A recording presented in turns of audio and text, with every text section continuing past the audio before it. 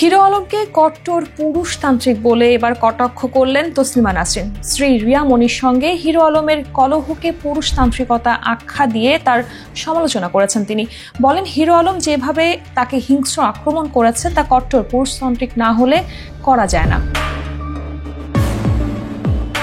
তসলিমা নাসরিন আলমকে উদ্দেশ্য করে লিখেছেন, এমন চরম নারী বিদ্বেষী চরিত্রকে লোকে বাহবা দেবে। তার কাছে থেকে শিখবে যে স্ত্রী মানেই চাকরানী, স্ত্রী মানেই দাসী। শিখবে স্ত্রীর দায়িত্ব স্বামী এবং স্বামীর আত্মীয়কে সেবা করা, স্বামীর অনুমতি ছাড়া ঘরের বাইরে না বেরোনো, নিজের ইচ্ছে ছুঁড়ে ফেলা, নিজের কাজ পণ্ড করা, নিজের জীবন বিসর্জন দেয়া।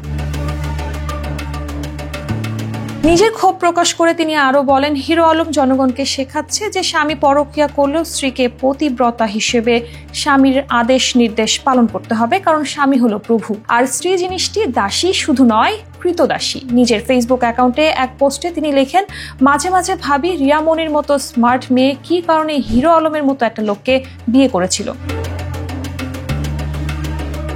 স্ত্রীর প্রতি আলমের আচরণকে কটাক্ষ করে তিনি আরও লিখেছেন, রিয়ামণি যেহেতু স্বামীর অনুমতি ছাড়া ঘরের বাইরে গিয়েছে, যেহেতু স্বামীর অনুমতি ছাড়া অন্য কারোর সঙ্গে ভিডিও বানিয়েছে, যেহেতু হাসপাতালে গিয়ে স্বামীর বাবার সেবা যত্ন করেনি, যেহেতু তার বাবার পাশে বসে থাকেনি রাত দিন, যেহেতু বাবার মৃত্যু হলে শিওরে বসে অঝরে কাঁদেনি, সেহেতু হিরো আলম জানিয়ে দিয়েছে রিয়ামণির মতো স্ত্রী সে চায় না।